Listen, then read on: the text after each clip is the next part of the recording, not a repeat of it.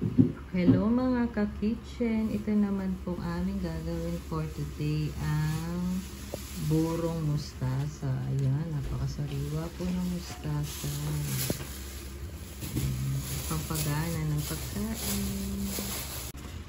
Ayan, lilinisin na po. Isa-isa tatanggalin po ang dulo. Pag nagsaing. Tapos yan, lilinisin lang.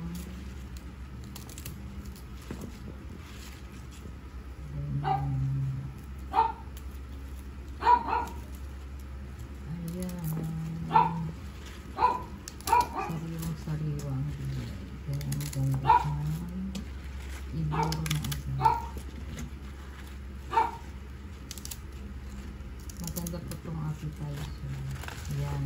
Then, huhugasan. Yan. Kailangan po hugasang mabuti. Kasi yung mga lupa-lupa.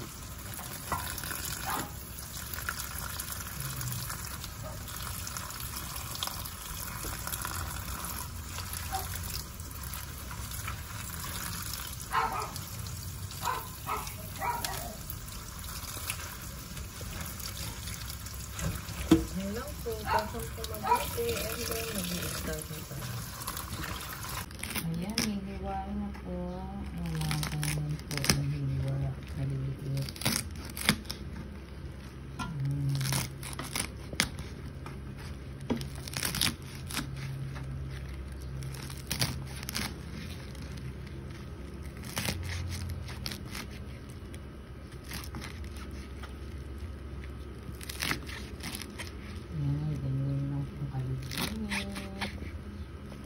Lalamasin po yan sa asin. Yan, ganyan. Kailangan pigang-piga.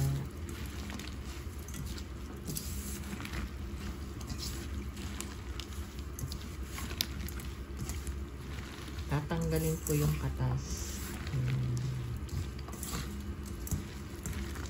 Naku, naamoy po ng sarap. Sarap po yan sa pritong isda. Hindi pala ng abin mo. Itong isda. Ang sarap po yun. So, ayan, kumakatas na. Ayan, kita nyo yan. Pagka yan i-green na yan. Tatanggalin na natin ang katas. Pwede magpabulak ng bit. Yan, ilalagay na po yun sa garapon.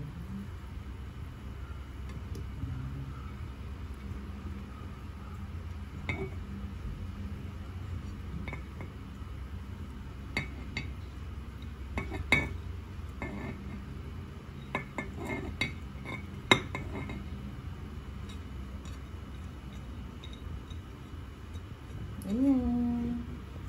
Ito nga po pala ang secret sa binurong mustasa. Lalagyan po ng sabaw ng sinaing. Ayan, lalagyan na po ng bawang. Ayan.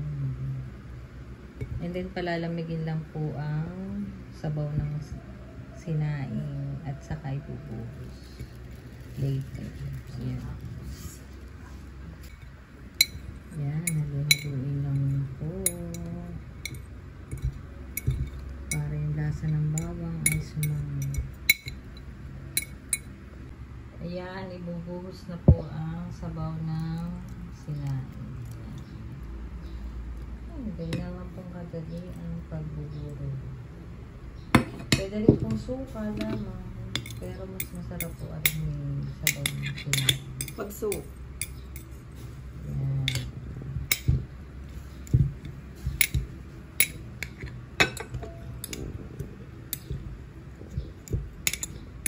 Yan, ganyan lang po. Pampagana.